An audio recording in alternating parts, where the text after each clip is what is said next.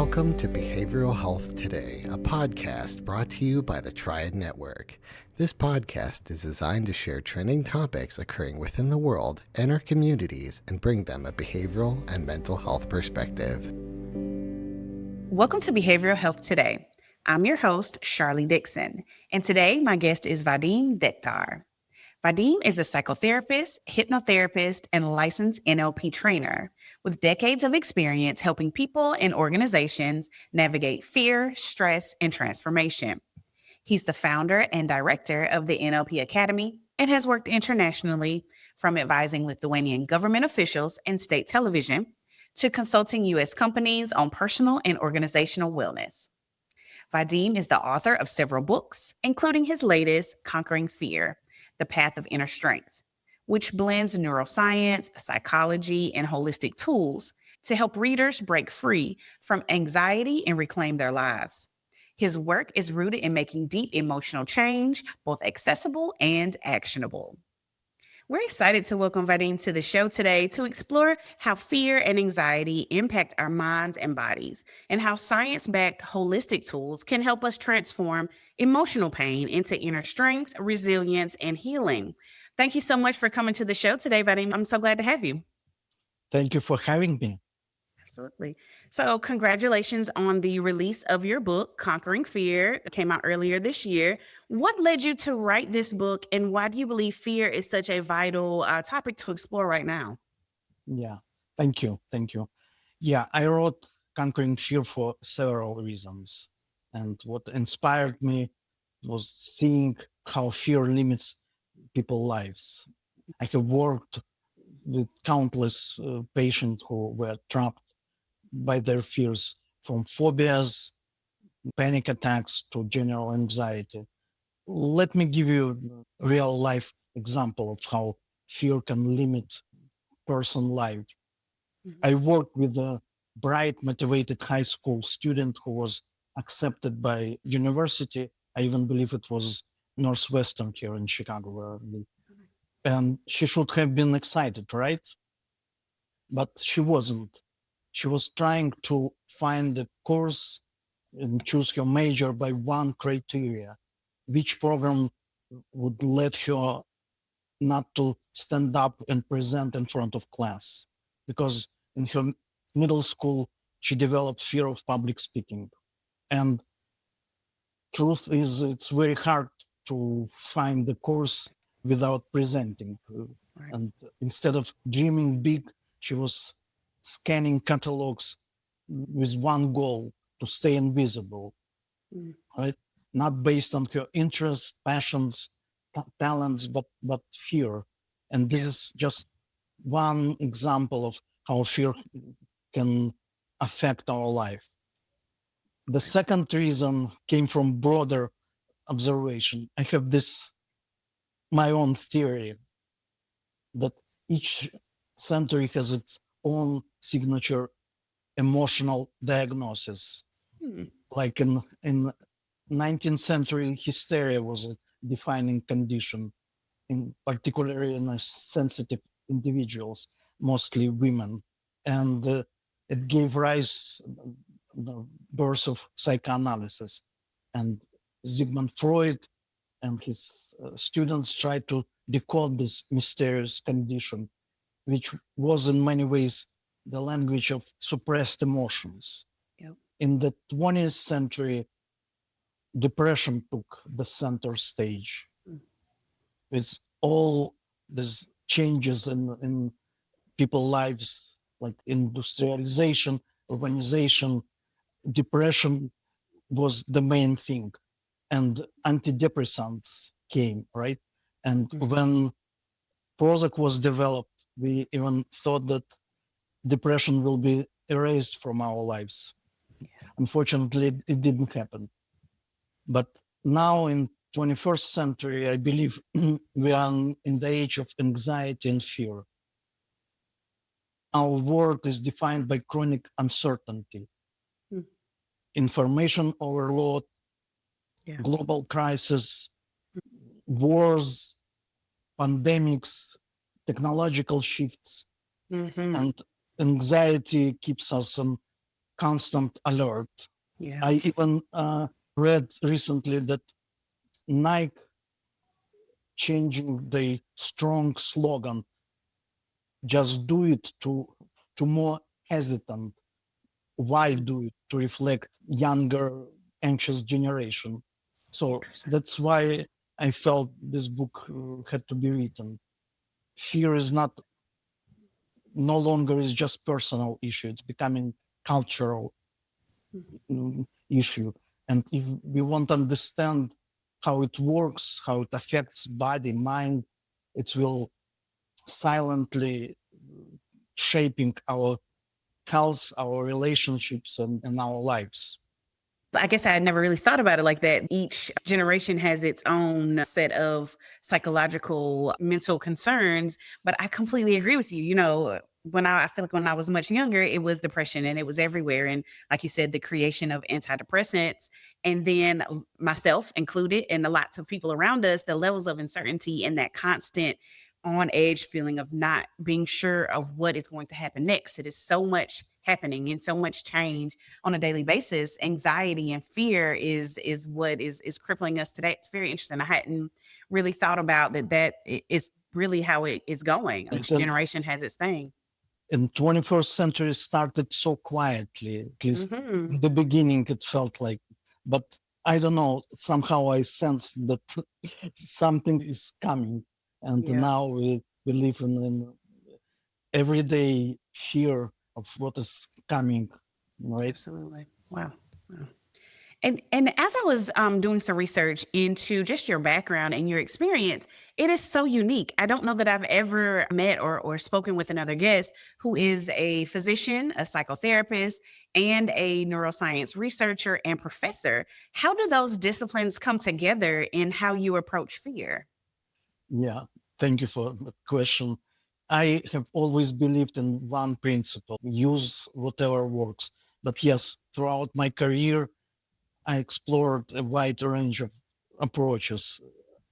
From Western medicine, I graduated as a medical doctor and worked in mental hospital as a psychotherapist, to traditional Chinese medicine, what I'm doing right now, from psychotherapy to NLP and hypnosis.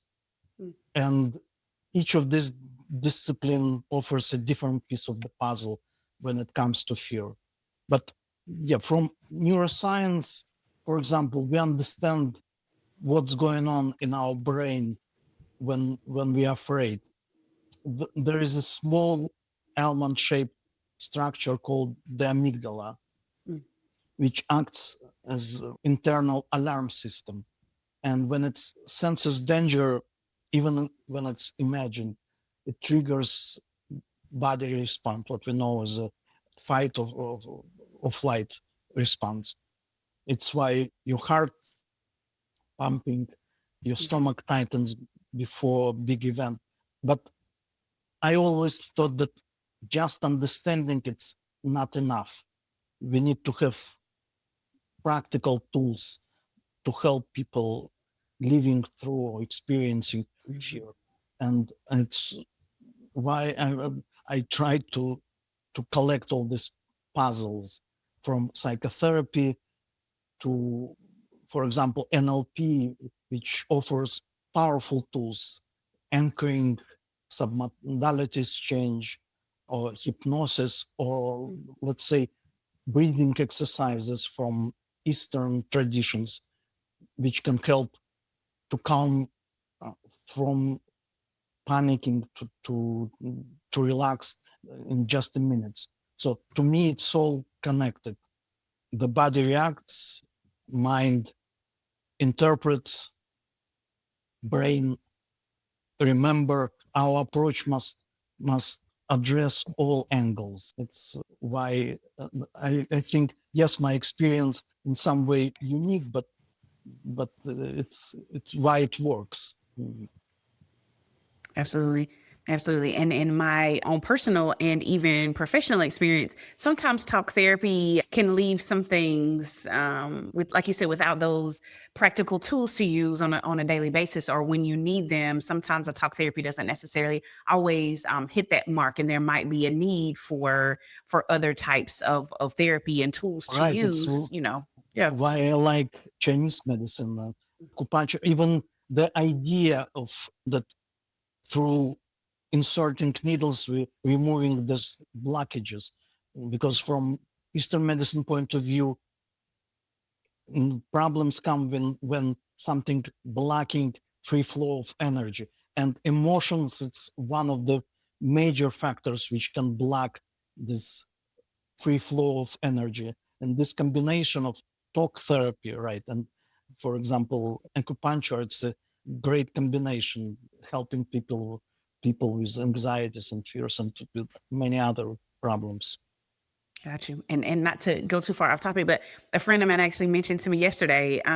We were talking about anxiety and things that worked for us and didn't. And she was mentioning acupuncture and how she just feels so different and not so, nervous and on edge all the time and worrying about everything because she goes in and does acupuncture once a week. And so it's very interesting that you're saying this exact same thing today. Not to say that talk therapy does not have its place. That's not what I mean at all. But that many times coupling it with some other tool is very helpful for people. Yeah, and probably the main idea, this integration, Mm, it's what helps, because what we see unfortunately in Western medicine right now, it's disintegration, right? Different specialists try to take the piece of the body or of the patient, and they not always care about what other part or other specialists think, and how it's related to each other. absolutely. Absolutely. So that kind of leads me to my next point. You mentioned fear and anxiety, and I think a lot of people use those terms a bit interchangeably, but I do believe that they are different. Can you explain to us how they differ and how that difference can empower people to respond differently to just the words fear or the word anxiety? Yeah, it's actually very important distinction, even as you mentioned, that it can feel basically exactly the same, fear or anxiety. And let's start with this. There is such thing as a healthy fear.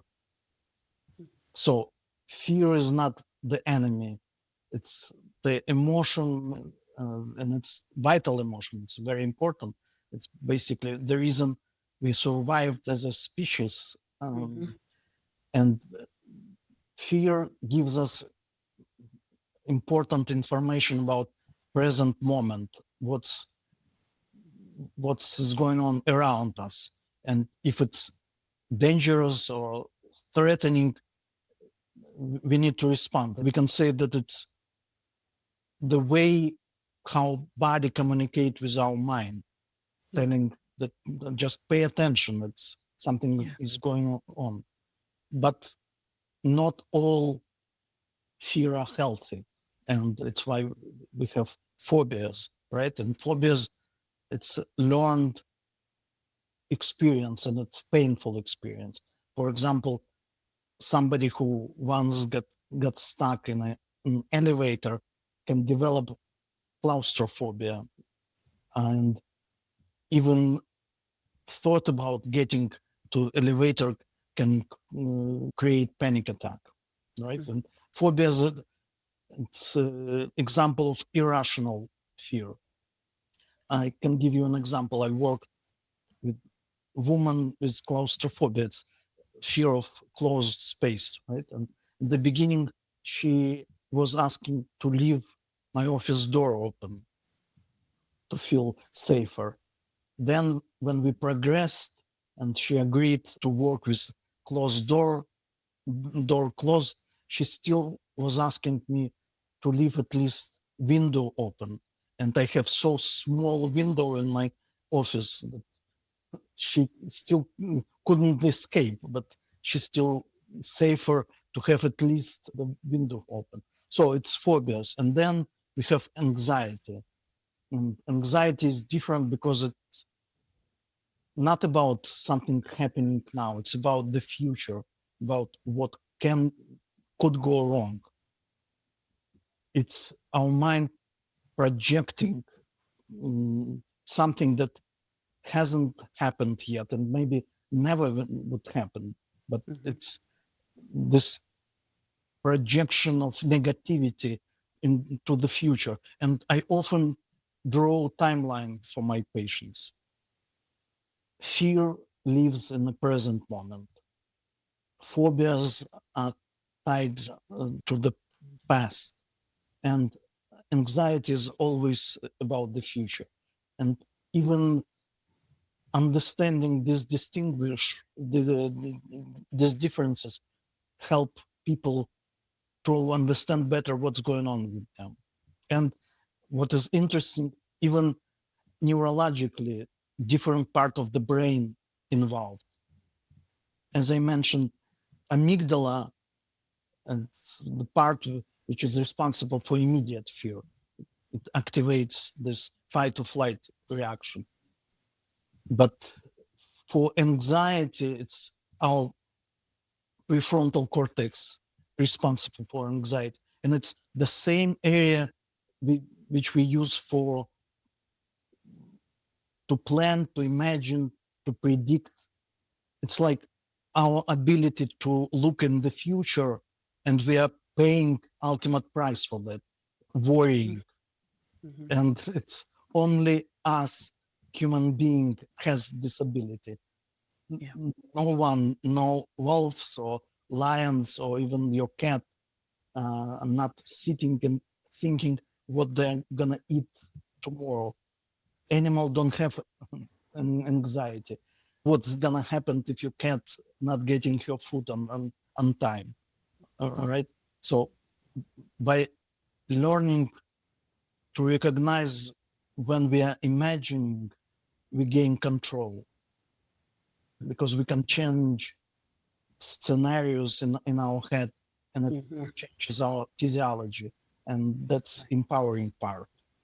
Absolutely. Absolutely.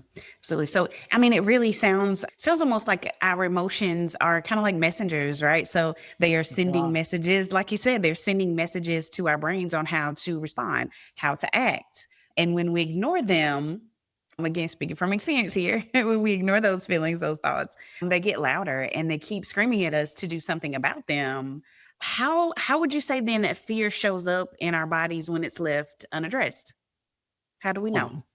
Yeah, it's such an important question because fear is not just in our head, it's a full body neurological response. Right. And when what you said, we are not responding, when we don't acknowledge it, it doesn't go away, it goes deeper, and it starts to affect our body, our muscles, our breathing, our heart, Yep. and it starts to speak through symptoms. And some the most common fear related symptoms, it would be muscle tension, and it's usually upper part, neck, shoulders, chest, and there is a phenomena called turtle neck, and it usually combination of muscle tension, muscle pain, and headaches. And it's the mechanism. It's exactly the same.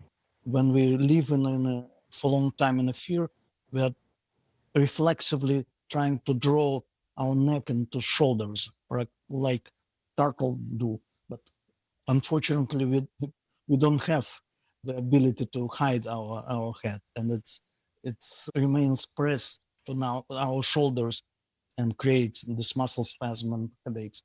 But then it could be shortness of breath, tightness, heaviness in the chest, elevated heart rate, insomnia, digestive problems, compromised immune system, so whole variety of symptoms. I can give you an example from the book. And in the book, I'm telling the story of Max, a man in his 30s who came to see me with persistent chest pain. I remember he was pointing to his chest and was saying, it hurts. And before coming to see me, he had already was seen by numerous doctors, internal medicine, cardiologist, pulmonologist, even gastroenterologist, and undergone countless tests. Mm-hmm. And all tests came back normal.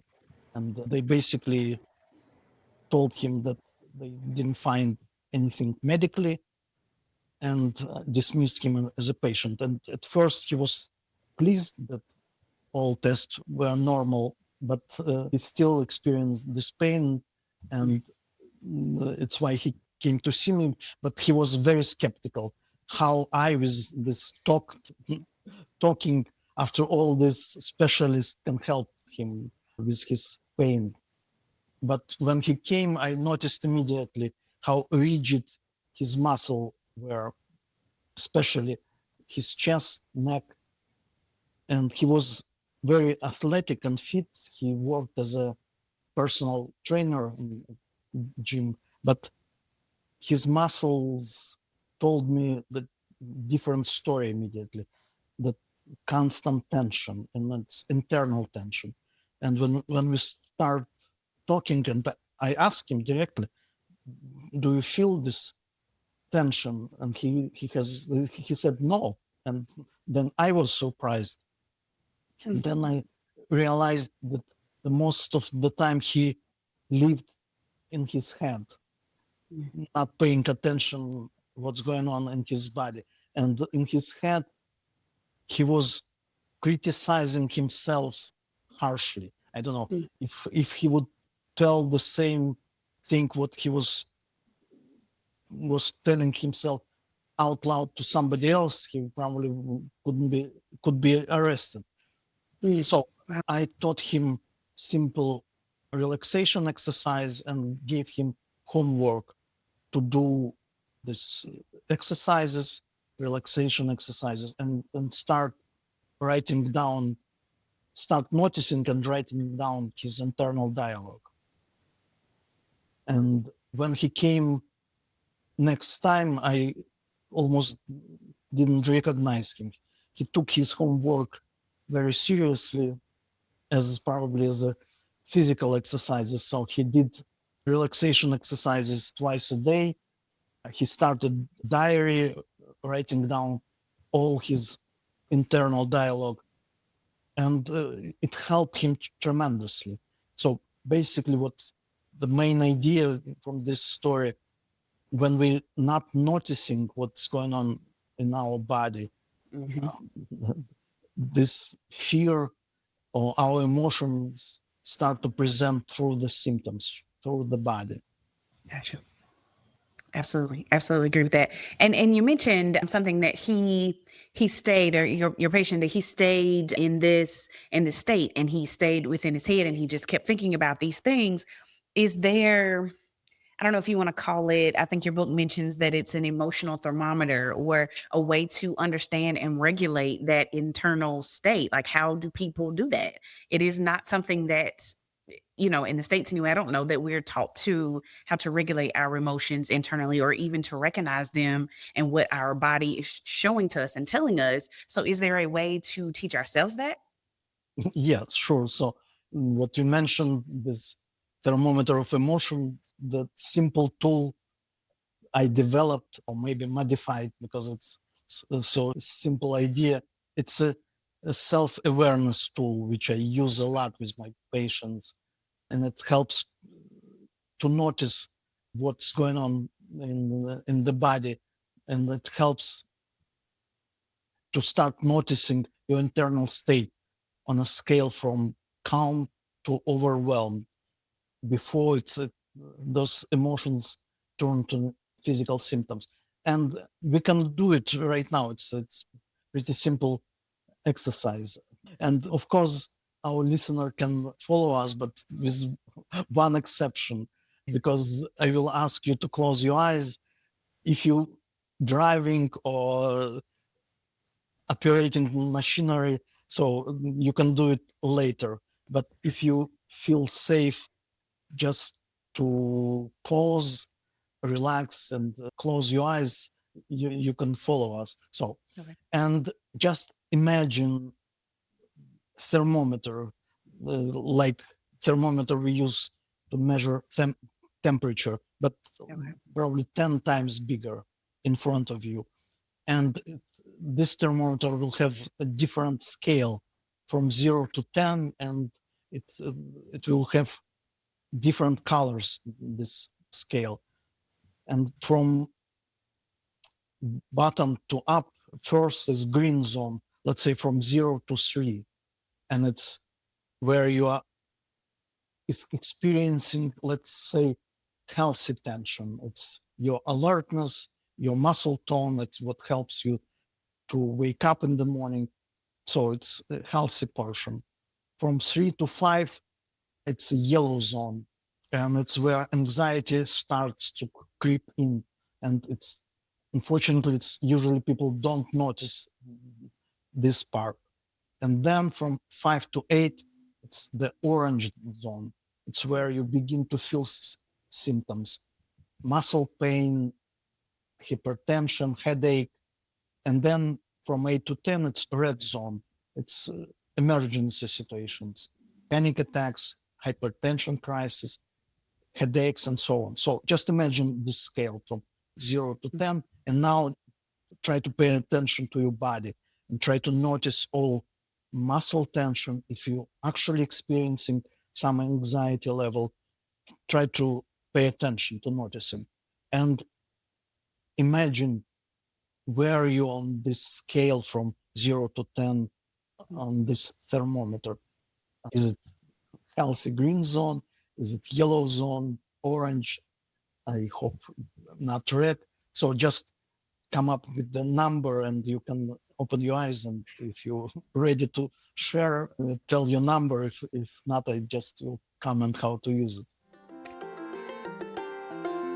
We'll be right back after a word from our sponsor. Most of us spend more time at work than anywhere else doing anything else. So why not spend that time in a job you love? Introducing Triad's Jobs Marketplace, the only job site dedicated specifically to behavioral and mental health professionals. Featuring more than 1,000 open jobs from dozens of behavioral and mental health employers, and searchable by location, professional field, employment type, specialization, and more. Jobs Marketplace helps you find your next career opportunity. Full-time, part-time, or gig time, make the most of your time. To access Jobs Marketplace, register for your free professional account at hellotriad.com/BHT. That's hellotriad.com/BHT, and then click to Jobs Marketplace. If you're already a member of the Triad community, visit app.hellotriad.com/jobs. That's app.hellotriad.com/jobs. Visit us today and take your next career step tomorrow.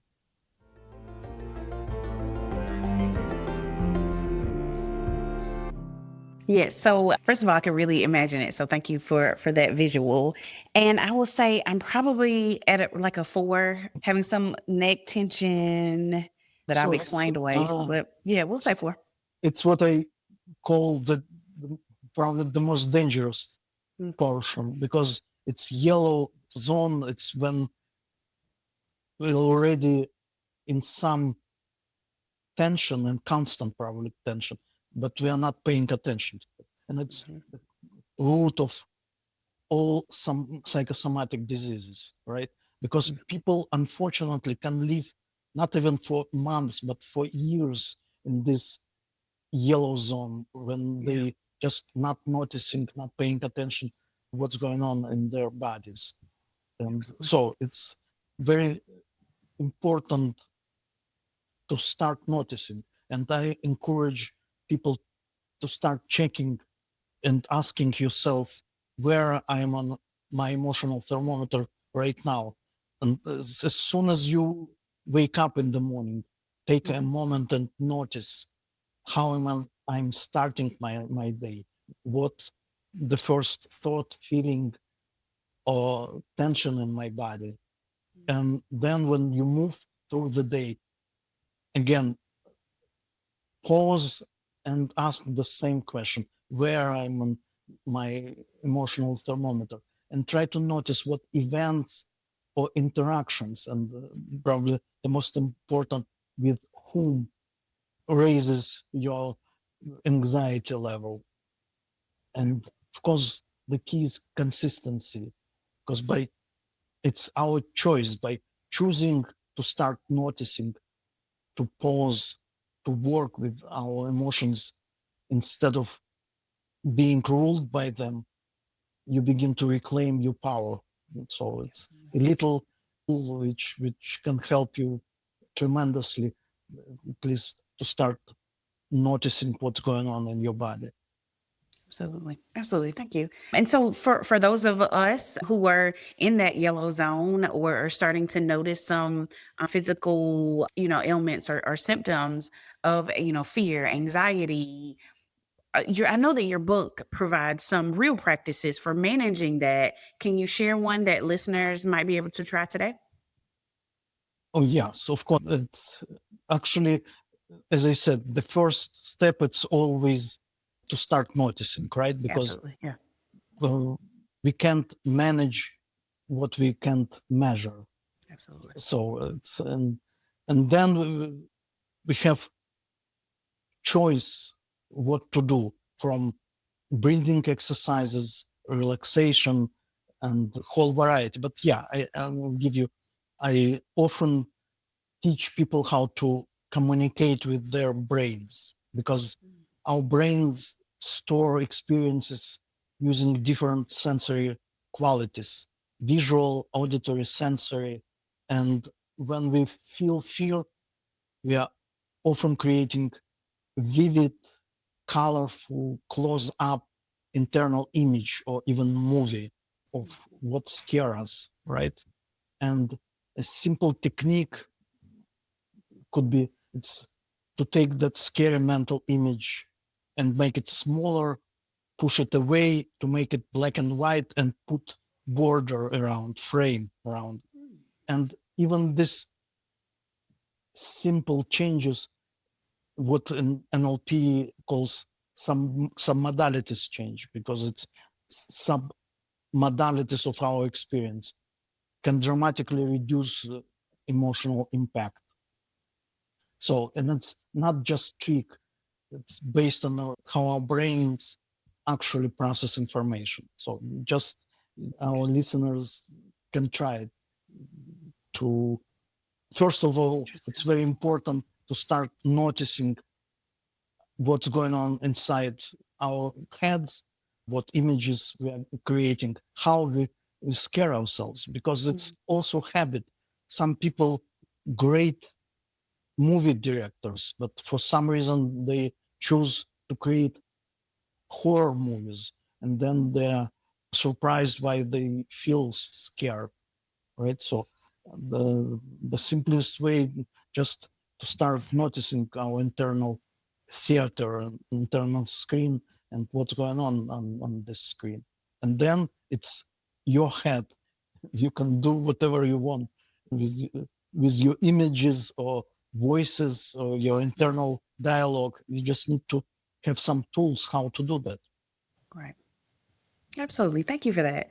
I enjoy the idea of reframing things that you've kind of, like you said, scared yourself with. So being able to like put it in that box, make it smaller and push it further away Right. is something that is doesn't necessarily take anything to do, just a moment to sit with your brain and absolutely being aware of how your body is feeling, aware of those emotions has got to be the first step, because again, you cannot manage what you don't acknowledge.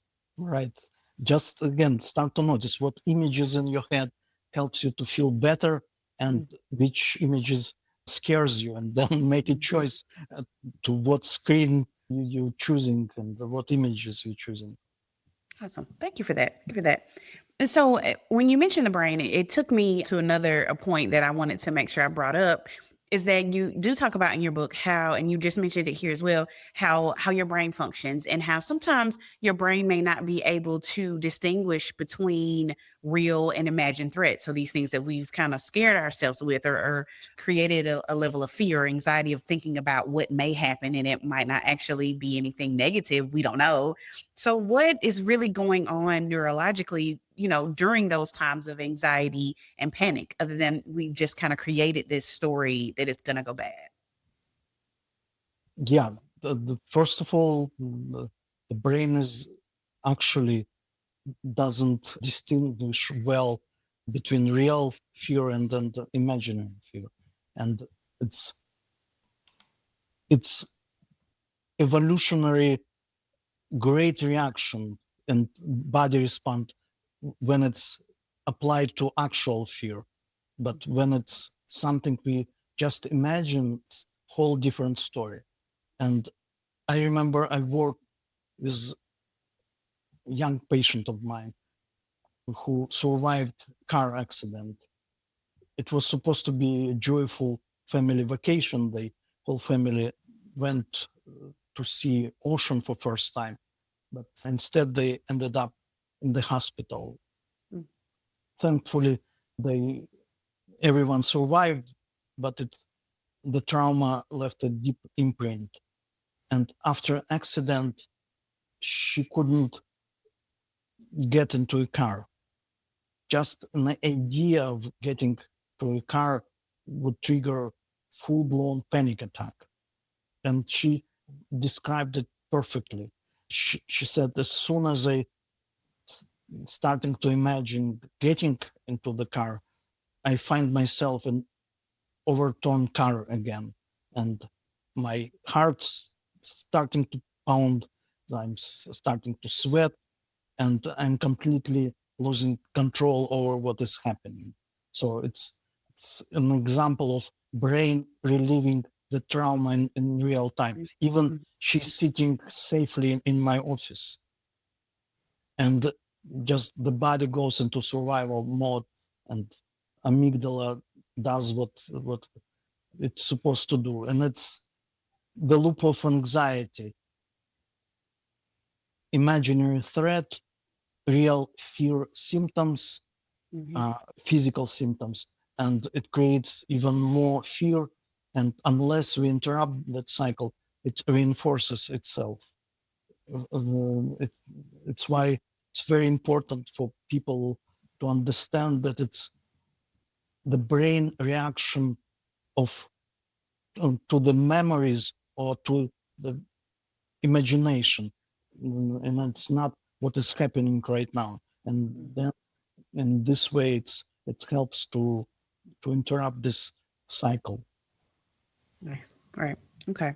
And so I suppose that you deal with a lot of clients and patients that are ready to move past these feelings of anxiety and of fear. But I know that there are some people that might be resistant to change. There always is. So how Yes. can those types of people who aren't ready to manage those symptoms, aren't ready to be aware of them even, how can they begin to kind of loosen that tight hold to, because in some ways fear and anxiety, you know what to expect, right? You feel like the anxiety teaches you to be aware, to make yourself feel safe, right? You give this illusion of safety. And so how do you help people move past that needing to feel anxious to, to be able to move forward? In my book, I introduce 5-step strategy how to deal with fear. And the first step is what we already discussed. It's always acknowledging. It's what I call to look your fear in the face, Absolutely. because and it requires some courage to acknowledge that I'm experiencing this emotion of Absolutely. fear. But without it, and you're right, we allow fear to destroy the body from within, and sometimes our beliefs prevent us to move forward. But Yep. at least giving people tool helps them to understand where they are right now and how to make this to right steps. And the second step, it's communication with fear. Because again, I'm coming back to this idea that fear is just a messenger, and there are ways to communicate with this messenger and get this message. Because until we understand what any emotion tries to provide, what kind of information, we are stuck, and this messenger will be coming again and again and knocking louder and louder. So we need to understand what fear tries to tell us, and it's a very important step. And then we need to make a plan of action. And what is important, this plan supposed to be bigger just than just to get rid of the fear, because fear prevent us of achieving something, right? So this goal, the plan should be bigger, building confidence or improving relationship or pursuing your goal. So it's very important. And next step, put the plan in the practice. And I always emphasize that this step should include self-care. You need to learn to take care of yourself physically, starting from eating right, exercising, sleeping, getting enough rest, because it's all helps to reduce fear grip on you. Doing relaxation exercises, mindfulness. So it's very important. And the last but very important step, it's change the way you think. And that's very important step, because it's you need to learn to be your own captain, right, of your bus or your car or whatever, and to take responsibility to what is going on in your life. Otherwise, you always will be a victim, and you will be part of somebody else's play. So this is my 5-step strategy of overcoming any fear. Nice. Nice. Thank you. And so earlier we were discussing how we aren't necessarily taught to be emotionally aware or even self-aware of how emotions or our feelings show up in our bodies, or how we respond to fear, or acknowledging fear even. And as a parent, I often struggle with, how do I teach my children emotional awareness? How do I teach them to recognize how they're feeling? How do I teach them that that stomach ache that you have all of a sudden when school starts isn't because your stomach really hurts, but maybe you're nervous about, school happening and what might happen at this new school that you're going to. And I know that your book also speaks to parents and kind of helping guide children through this fear. What is one way that adults can begin to model or even explain emotional awareness to kids? Yeah, thank you for that question. This is such an important question, It is. because children don't learn emotional awareness from definitions. They learn it from how we as adults or parents respond to their fear. And in the book, I give parents a practical guide. And it starts with one key principle: respect the fear, even if it seems irrational.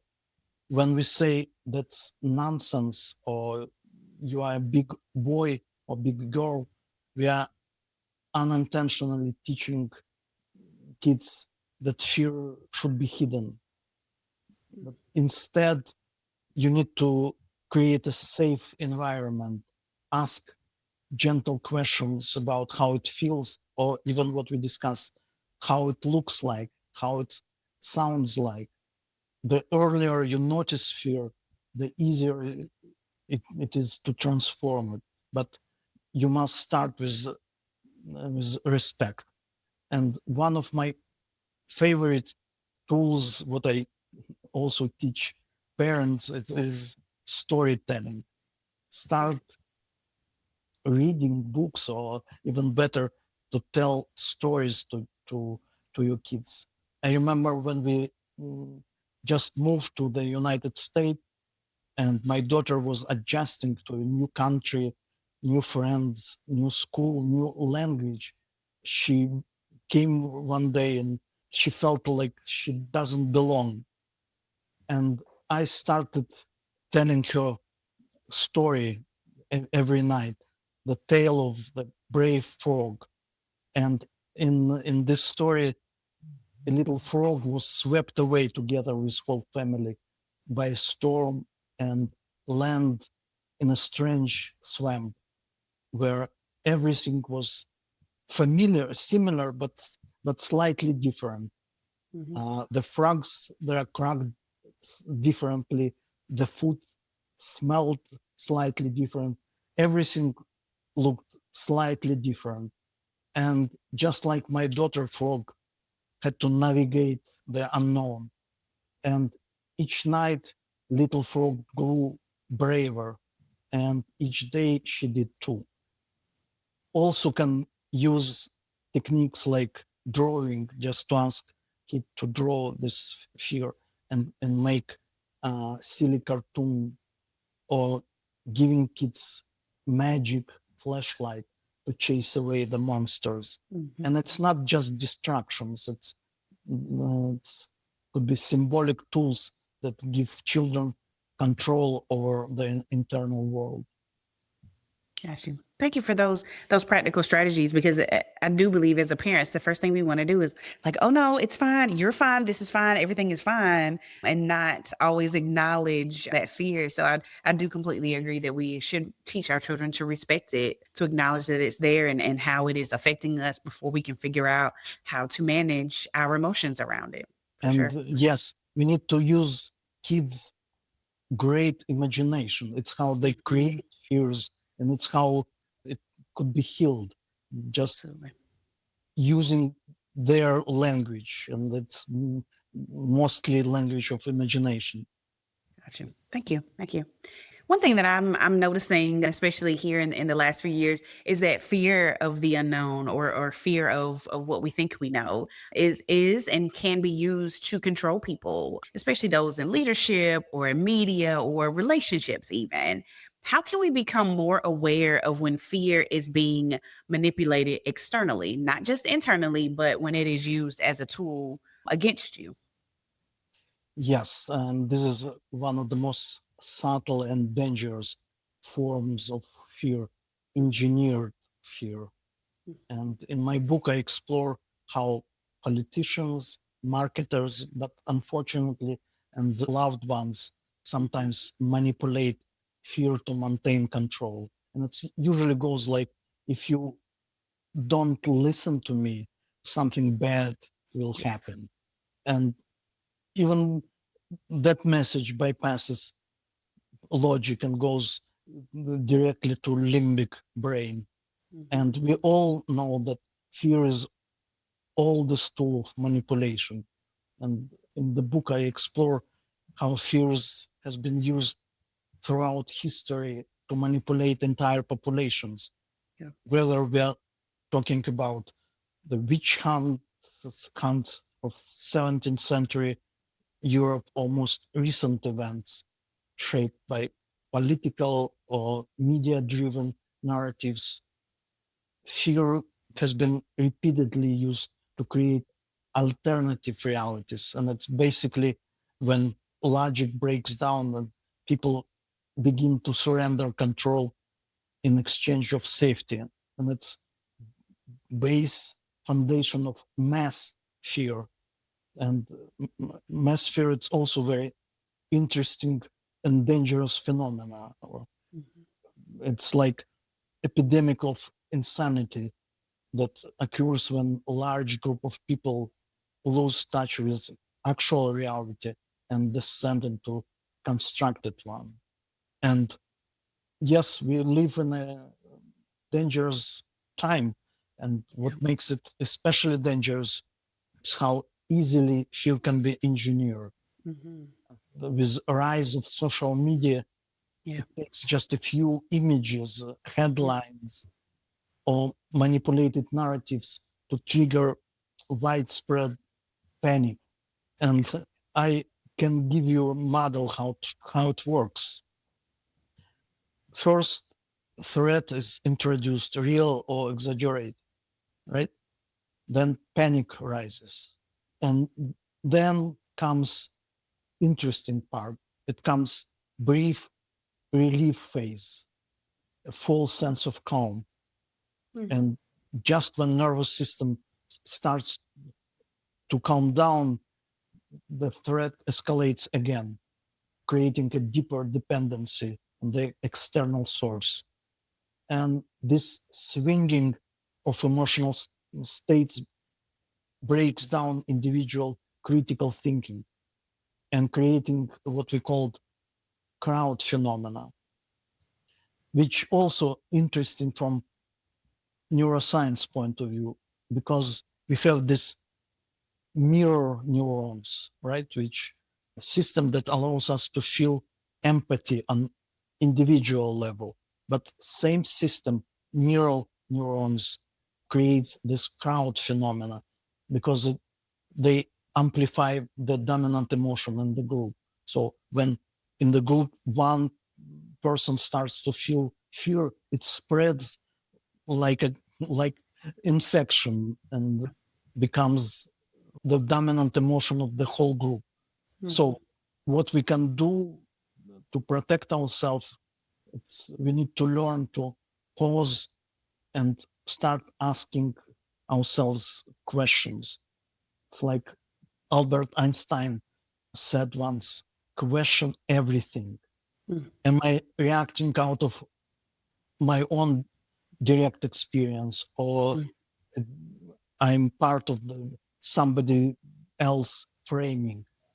Is this fear helping me make better decision, or it makes me easier to control by somebody? So more often we'll pause and look inside and try to understand what's best for ourselves. Basically, it's the only way to prevent this spreading of mass emotions in the mass. And we need to learn to reclaim what fear seeks to steal our agency. Absolutely. Pushing everything. Okay. So where can listeners learn more about conquering fear? I wish we had more time to chat about this because I'm very interested in your thoughts about all of this. So where can listeners learn more about conquering fear and how can they connect with your work? Yeah, I maybe start with the second part. If somebody want to learn more about me, they can find me on what I do on the website lifebalanceclinic.com, lifebalanceclinic.com. About the book Conquering Fear, The Path of Inner Strength. It's available on Amazon. And I really believe this book belongs to every home because every family faces moments of stress, uncertainty, self-doubt, and having these practical tools to navigate through such time can make all the difference. And again, fear is not the enemy, it's a signal. And learning about how to read this signal will help our listeners and anybody living with greater freedom and joy. Awesome. Awesome. I really appreciate you speaking with us today. Thank you so much for coming. Thank you so very much. And thank you to our listeners for taking the time to join us. You can follow us on our social media at Instagram, TikTok, LinkedIn, and even on YouTube at Behavioral Health Today. We know you like our show, so make sure to give us 5 stars and leave us a review. As always, the resources for this episode and an archive of all of our other episodes can be found on our webpage at triadhq.com/BHT. And we look forward to having you back with us next time on Behavioral Health Today. We appreciate all the support from our community, and if you like our show, one of the best ways you can support it is by giving us a 5-star rating and leaving a review. Behavioral Health Today is a podcast part of the Triad Behavioral Health Network, all rights reserved.